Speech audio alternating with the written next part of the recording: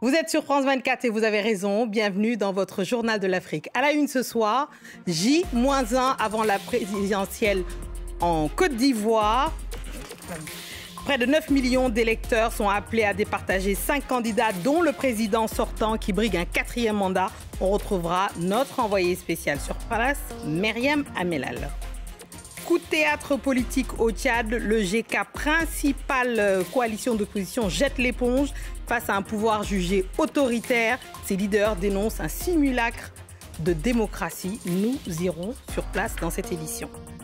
Et pour célébrer les 10 ans d'ACA, la plus grande foire de création contemporaine africaine à Paris, nous recevons Serge Mwang, un artiste camerounais atypique aux œuvres hybrides entre tradition africaine et culture japonaise.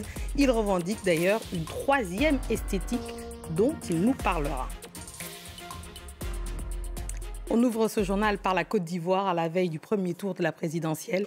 Ce samedi, ils sont près de 9 millions d'électeurs à être appelés aux urnes.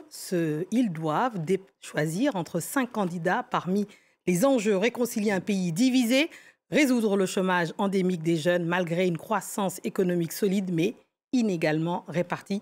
On retrouve en direct d'Abidjan notre envoyé spécial Myriam Amelal. Myriam, bonsoir. Dites-nous où en est le déploiement du matériel de vote à quelques heures du scrutin. Alors en tout cas ici à Abidjan, le déploiement a commencé aujourd'hui.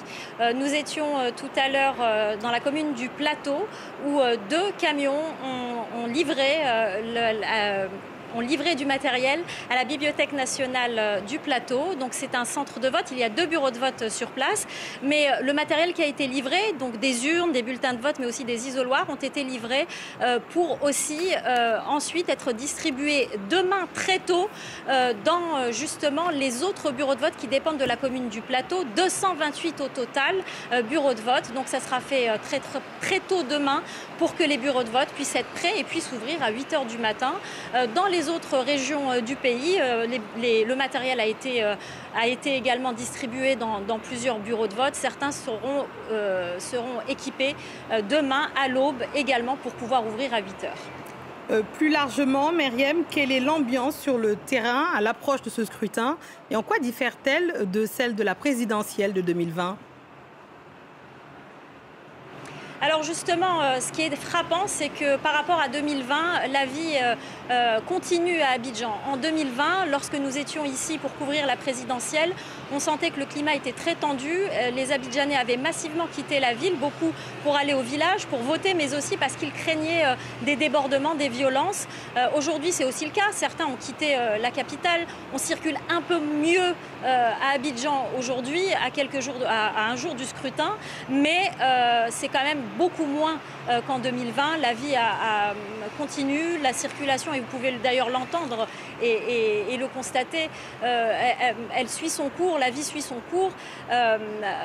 Mais on ne peut pas dire que les gens n'ont pas peur. Ce traumatisme de la crise post-électorale de 2010-2011 est toujours quand même présent dans les esprits. On a pu constater des queues dans les supermarchés. Les gens font leurs courses, essayent de faire des stocks au cas où. Idem pour les banques, retirer du cash. Particulièrement ce soir, d'ailleurs, on a pu constater cela. Donc on sent quand même cette peur. Et puis on s'est un peu baladé dans la capitale économique de la Côte d'Ivoire. On est allé à Yopougon, par exemple, la commune de Yopougon. On a pu parler à des gens. Beaucoup d'entre eux nous disent qu'ils sont en colère, qu'ils ne mangent pas à leur faim, qu'ils n'ont pas les moyens de payer leur loyer, que c'est très compliqué et qu'ils n'iront sans doute pas voter. On a cette désillusion aussi d'une partie de la population, des jeunes. On a pu voir également, depuis qu'on est ici, des jeunes qui se mobilisent, des caravanes, des meetings remplis. Mais il y a quand même une forte colère, une forte désillusion. Et c'est pour ça que le taux de participation, il faudra le surveiller de très près. Merci beaucoup, Myriam Amelal, en direct depuis Abidjan. Merci également à Célia Caracena Armelco, ainsi que tout le bureau d'Abidjan qui vous accompagne. L'espace politique se réduit encore au Tchad. La principale coalition d'opposition, le GCAP, annonce la suspension de ses activités. Une décision radicale face à ce qu'elle décrit comme un climat de répression et une constitution taillée sur mesure pour le président Déby. Harold Girard. Selon les meneurs du GCAP, le gouvernement orchestrerait une stratégie de constante pression sur les leaders politiques d'opposition, censure, surveillance ou encore violence physique. Selon la plus grande coalition d'opposition politique du Tchad, l'exécutif tchadien userait de plusieurs méthodes pour intimider ses adversaires, des accusations que le gouvernement tchadien réfute. Mais pour le GCAP, l'élément déclencheur de cette mise en retrait de la vie politique, eh bien, c'est la dernière révision constitutionnelle qui, entre autres, abroge la limitation des mandats présidentiels pour une personne. Cette constitution permet Mohamed Idriss Déby Itno de consolider le pouvoir exécutif, législatif et même judiciaire entre les mains du président et du MPS. La constitution actuelle permet aussi l'annulation des élections dans l'avenir. Ça veut dire que l'organisation d'une élection devient facultative, donc il n'y a pas un espace politique dans lequel nous, on peut exercer en tant que parti politique. En réponse, le ministre tchadien de la Communication dénonce une décision infondée et appelle les membres du GCAP à revenir à la raison, tout en rappelant que cette coalition ne représente pas toute la classe politique d'opposition. Par la voix de son porte-parole, le gouvernement se dit surpris d'une décision qu'il juge non constructive. On passe à la culture de ce vendredi avec de l'art contemporain ce soir, l'art contemporain africain en fête à Paris avec les 10 ans d'Aka, also known as Africa, une foire pas comme les autres, qui met à l'honneur les créateurs africains et de la diaspora comme personne. Et ce soir, nous avons la chance de recevoir un créateur atypique, Serge Mwang, designer camerounais qui crée des œuvres hybrides entre l'Afrique et le Japon et qui est aussi créateur de l'œuvre monumentale présentée à Aka cette année.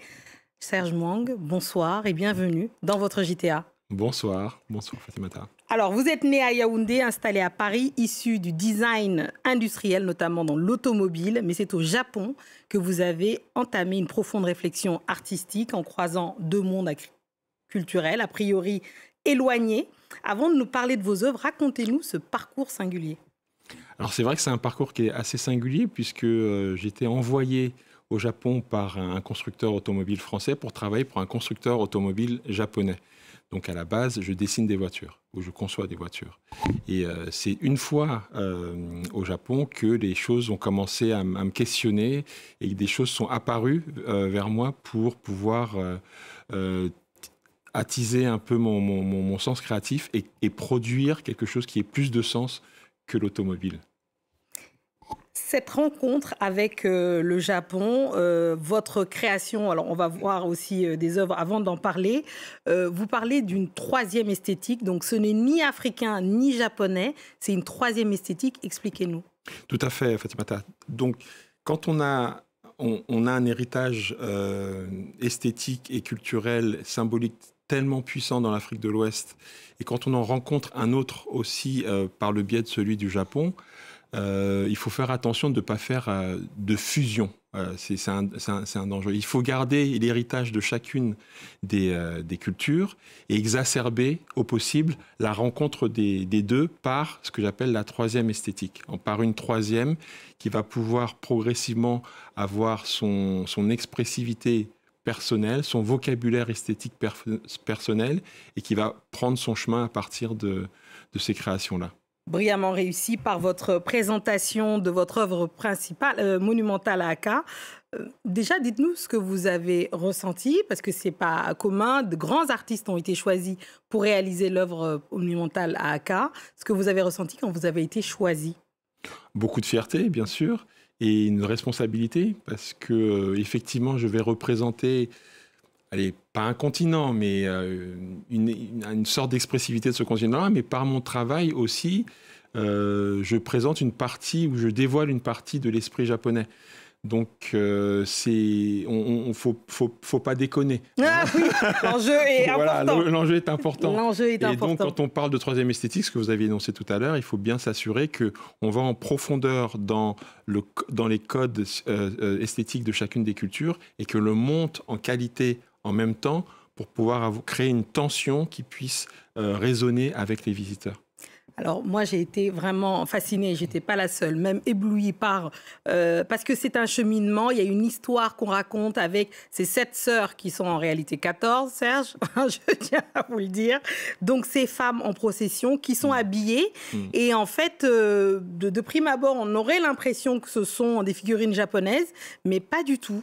En fait, finalement. Tout à fait. Donc, c'est la première œuvre que l'on voit lorsque l'on rentre à l'entrée du salon. C'est l'œuvre qui s'appelle les Seven Sisters. C'est effectivement 14 femmes qui sont en procession vers le mont Fuji et qui chuchotent leurs secrets, leurs soucis, leur vie l'une à l'autre. C'est ce que font les femmes souvent. Hein. Il paraît. Et donc, effectivement, elles ne sont ni habillées avec des textiles du Japon, elles n'ont pas de masque. Oui, parce qu'on le voit, c'est plutôt des masques du Gabon. Voilà, c'est des masques Pounou du Gabon. Et qui, étrangement, entrent en grande similitude avec des masques qui pourraient être associés au théâtre No au Japon, par leur visage, le blanc de leur peau et la coiffe qu'elles ont, brillante, que j'ai un peu transformée, je vous l'accorde. Alors, la seule chose qui est japonaise dans cette sculpture-là, c'est les kanzashi, c'est les broches qu'elles ont dans les cheveux. Et puis, les parures qu'elles portent, c'est le ndop, textile royal camerounais, enfin, de l'ouest du Cameroun. Donc, il n'y a rien de japonais, mais tout incite à y percevoir une influence japonaise. Vous aimez bien, alors on perçoit mieux ce que vous appelez cette troisième esthétique, donc ni l'un ni l'autre, entre les deux finalement, avec une troisième voie. Il y a aussi ces sculptures en plexi. Quelle est cette matière, cette résine? Il vous a expliqué que vous avez mis 7 ans à trouver le bon matériau pour donner ce résultat-là. Extraordinaire. Tout à fait, alors c'est une sculpture qui célèbre la fertilité et la naissance. Avec des masques ventres tels que les Igbo l'ont au Nigeria. Et oui, 7 ans de travail pour trouver la bonne résine, les bonnes formes, la bonne technicité pour réaliser ces pièces-là. Et c'était vraiment assez stupéfiant de voir la réaction des visiteurs lorsqu'ils ont vu les pièces, parce qu'ils étaient assez impressionnés par leur présence, leur prestance et le silence qui se dégageait à travers elles. Absolument, absolument. Vraiment, c'est absolument remarquable. J'aimerais qu'on entende à présent Victoria Mann, la fondatrice d'ACA, de la foire, qui nous parle de marché de l'art, parce que c'est aussi un enjeu. Une foire est aussi un espace de vente de l'art africain, et on en parle juste après. Je pense que la première chose à dire, c'est que le marché contemporain d'Afrique est confronté au même challenge que tous les autres marchés. On passe une période qui est difficile. On est confronté aux mêmes problématiques économiques que tous les autres. Mais le marché contemporain d'Afrique a prouvé plus d'une fois qu'il était résilient. La résilience est importante et qu'il continue néanmoins à se développer. Et je pense que dès que les choses reprendront avec plus de force et que le marché repartira, l'Afrique sera en très bonne place. Le marché de l'art africain, dit Victoria Mann, est résilient. Est-ce que vous êtes d'accord? Il est non seulement résilient, et il est en train de se structurer. Quelque chose qui est important, c'est-à-dire les acheteurs ont besoin de comprendre comment est structuré le marché et avoir de la visibilité sur leurs choix.